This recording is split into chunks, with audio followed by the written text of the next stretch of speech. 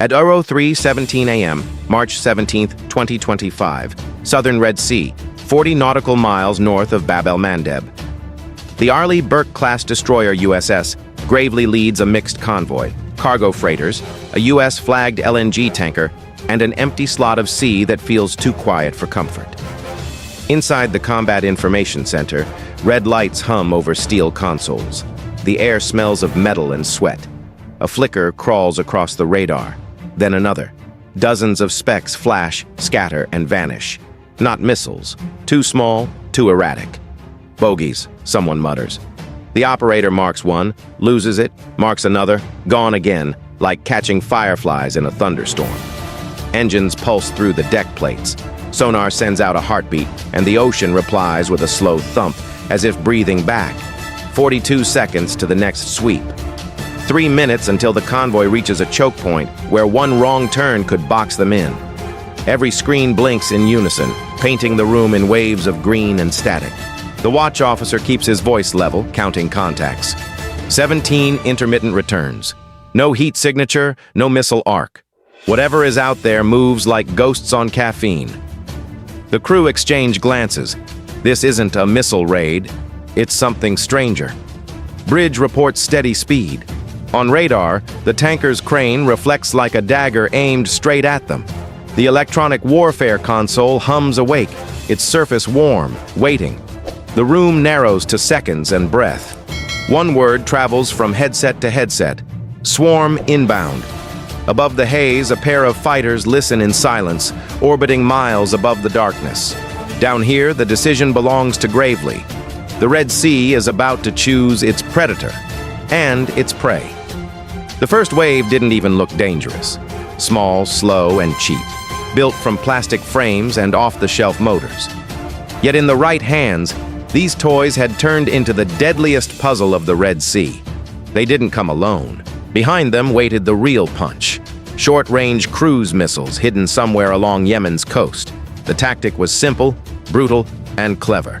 The drones would sting first, forcing destroyers like USS Gravely to waste precious interceptors.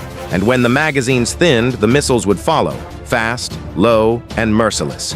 It was the perfect bait, flies leading the hammer. Each side knew the math, but only one could afford it.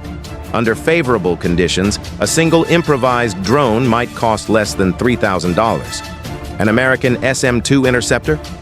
Reports indicate upwards of $2.5 million per shot. Fire too early, and the Navy burns its wallet. Fire too late, and someone burns for real. The Red Sea had quietly turned into an accountant's nightmare disguised as a battlefield. Every explosion meant more than noise. It was a number, a line on a spreadsheet, a silent victory for whoever made the other side spend more. The crew called them Iron Bees, buzzing, diving, suicidal machines whose radio links whistled like distant flutes from the coast. Sometimes their signals vanished mid-air, replaced by static that crawled through headsets like ghosts whispering coordinates. It wasn't just warfare anymore. It was chaos versus control, noise versus logic, and logic had to win. The U.S. began to shift focus, less on brute force, more on invisible control, jammers, counter-frequencies, digital deception. Victory now wasn't about who fired the last missile, but about who could silence the sky first. The order came without drama, just a nod from the combat officer. The USS Mason, another Arleigh Burke-class destroyer shadowing the convoy, had been tracking the same swarm approaching from the south. The radar painted chaos, the returns overlapped, blurred, split apart again. Too many targets to waste missiles on. It was time to let the electronics speak. The AN/SLQ-32, known among sailors as Slick 32, had been humming quietly for hours. Reports indicate it's one of the Navy's most trusted electronic warfare suites, able to detect, deceive, and jam radar and radio frequencies under favorable conditions. Now it began to wake. Consoles flickered, and the system's cooling fans rose to a sharp mechanical whine. Operators keyed in bands and watched the spectrum fill with noise. The effect came almost instantly. The incoming drones, once darting confidently across the water, started to wobble. Their control signals fractured into nonsense, command links dissolving mid-air. From the bridge windows, tiny lights spiraled downward. falling silently into the waves like metal moths drawn to a flame that no longer existed. No explosions, no impact alarms, just the static hiss of victory. For the crew, it was surreal. They'd won a battle without firing a shot. The CIC was so quiet they could hear their own headsets cooling down. Someone exhaled, slow and shaky, realizing this was what modern warfare sounded like. Silence, static, and discipline. Yet beneath that calm lay a warning. Jammers could drown signals, but not motives. The Mason had stopped the swarm, but the shore would always have more. Electronic warfare could hold the line, not end the war. And in the Red Sea, holding the line meant surviving to jam another day. High above the convoy, an EA-18G Growler sliced through thin clouds, its twin engines leaving vapor trails that shimmered under the Red Sea moonlight. Reports indicate the Growler is one of the world's premier electronic attack aircraft, built for jamming, suppression of enemy air defenses, and turning radar screens into ghosts. Tonight, it flew silent, but its presence rumbled across the fleet like a guardian's heartbeat. Mounted beneath its wings were two ALQ-99 tactical jamming pods, each one a powerhouse of invisible energy. To the untrained eye, they looked like simple cylinders. In truth, they were the loudest speakers in modern warfare. When activated, they emitted waves that could scramble enemy communications, drown targeting radars, and erase guidance signals before they ever reached a missile's brain. The sea below was dark, yet every sailor aboard USS Mason felt a strange calm. They knew something up there was watching, and it was on their side. According to after-action briefs, during one reported engagement that night, a Growler locked onto an unidentified drone crossing the defense perimeter. A single AIM-9X Sidewinder streaked through the sky, cutting the contact from existence. No fanfare, no chatter, just a clean intercept.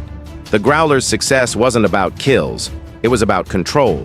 With the Mason's ANSLQ-32 jamming the seas and the Growler blanketing the skies, the U.S. Navy formed an invisible shield, a seamless web of sound and silence. Together, they didn't just defend, they dictated the rhythm of the entire Red Sea. The silence didn't last.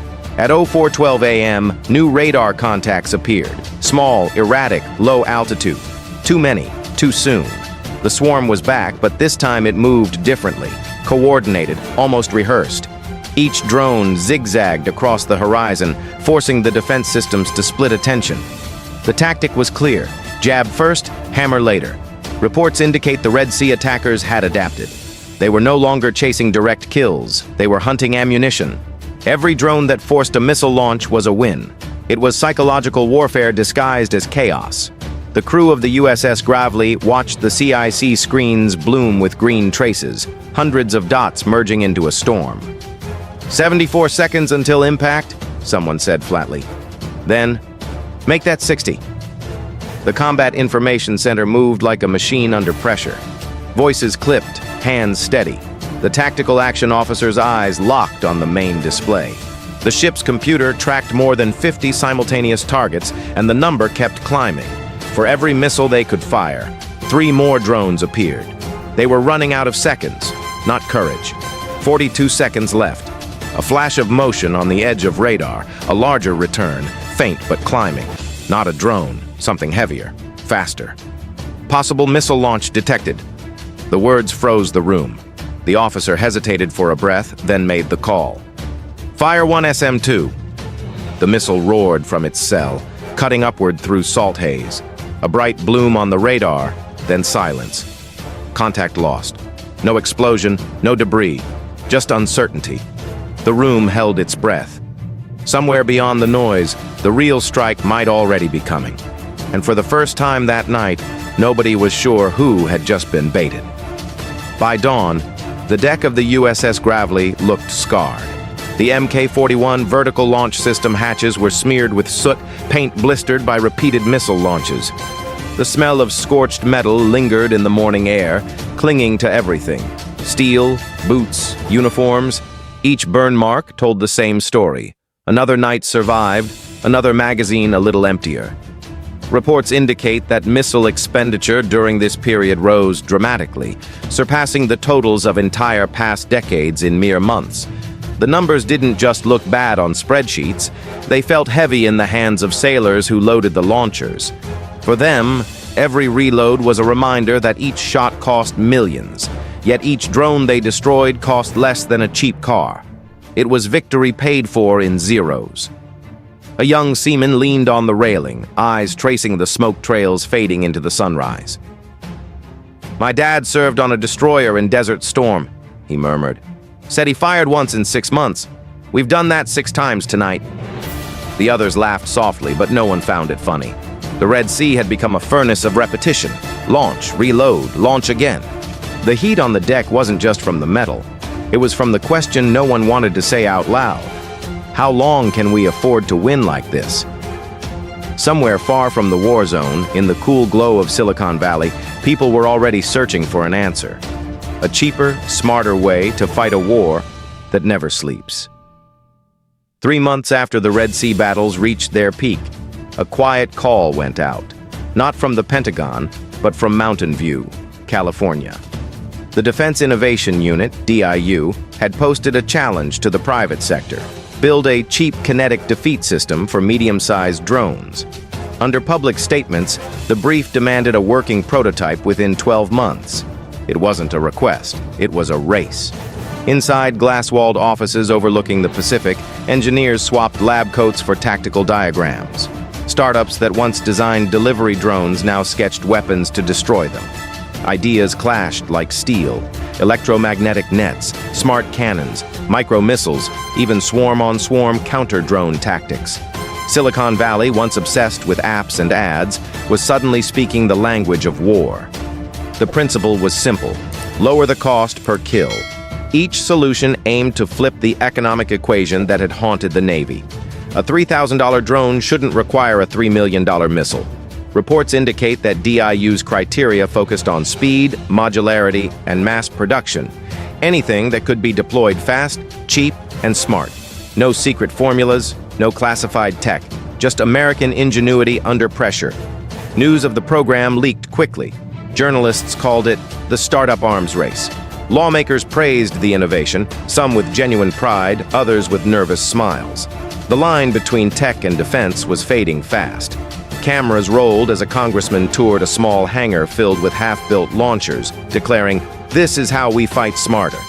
In the glow of computer screens and soldering irons, the next phase of the war took shape.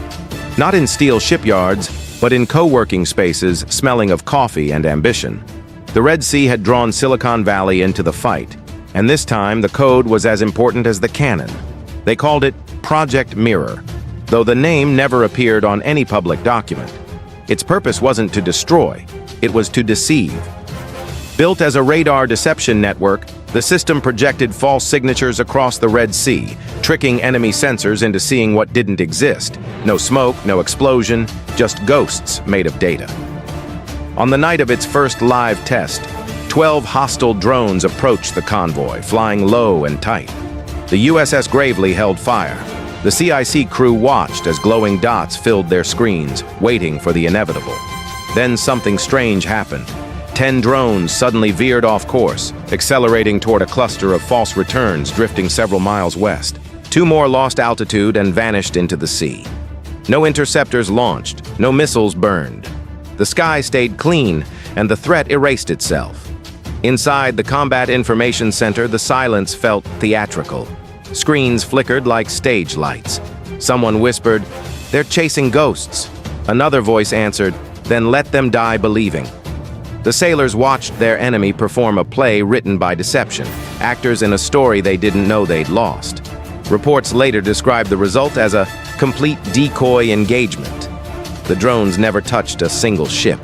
For the first time in months, the U.S. Navy had defeated an attack without spending $1 on munitions. On that night, power didn't roar, it reflected. The hunters had stared into a mirror and destroyed themselves.